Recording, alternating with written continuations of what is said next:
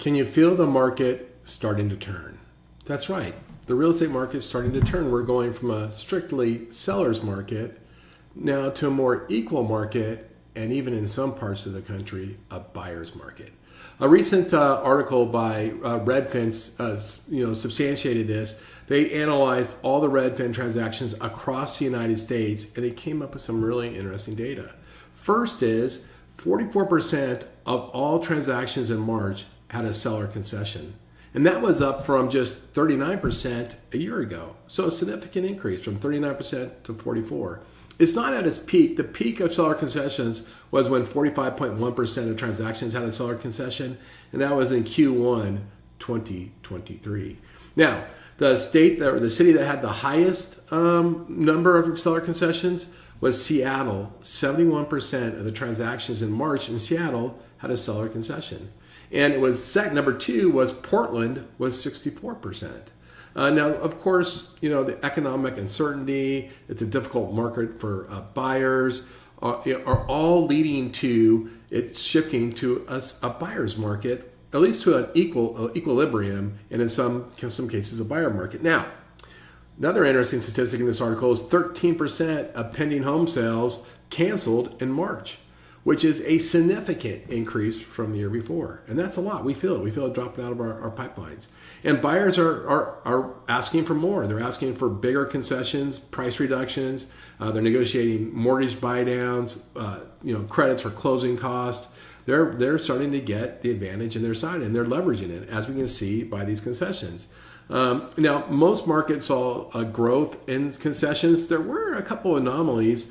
Specifically, New York saw a decline in the number of concessions. Of course, New York went through a really rough time the last few years and is starting to come out of it. So that market's strengthening. Now, here's 3 data points, and then I'm gonna share some of the charts on the article, and I think you'll enjoy it. First data point: 21.5% of homes sold in March had a concession and sold below the asking price. So let's say the asking price was $400,000. I'm just making this up. It sold for $390,000 and gave a concession on top of it. So it was a double dip there, right? That's 21.5. 16.2% of the homes had a concession after a price drop. So in this case, the price had already dropped and the seller did the concession. Now this is what's really interesting. 10% of all homes sold, 9.9 to be specific, all homes sold in March had a concession after a price drop and sold below the listed concession price. So say it went to $400,000, they dropped it to $490,000. They did a price concession down to $480,000, and then they did an additional concession. So they did triple, the trifecta: price drop, price concession, price drop, sold below the list price, and had a concession. Interesting, right? Now let's go to the chart. Let's look at it because it has some pretty interesting information on it. This first one here, you can see this is a history of concessions since 2019. You can see that 44% is a little bit high. You can see it during the pandemic years. There wasn't a whole lot of concessions. And that it peaked here for concessions in 2023. That's the first. It's a really good chart. The next chart that I want to just share with you, this is really interesting. This list, that the red line is the percentage of houses that sold with a concession and sold below list price. You can see it's 21%.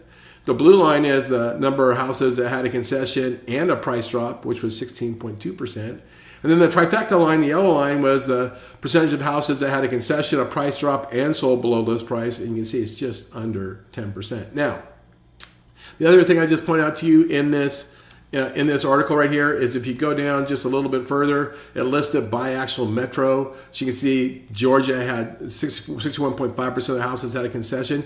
The other thing in this chart, which is really interesting, you can see how that compares to the previous year. So you see that it's increasing quite a bit, where Los Angeles had the largest year-over-year change with 56.1% of houses having a concession in Los Angeles versus only 45% the year before. So I found that to be a really interesting article. I think that important that we stay on top of this so that we can best advise our clients. In this case, if our clients are selling a house, we probably want to give them really good advice. They definitely need to have a great agent to help them with a pricing strategy. Where should they price a house? When should they do a price concession or a price reduction? When should they offer additional concessions? What type of concessions should those be? So that's definitely, we need to be aware of that. I did a good write-up on LinkedIn today. Check out my LinkedIn. I put links to this article. I actually put links to another article on this too.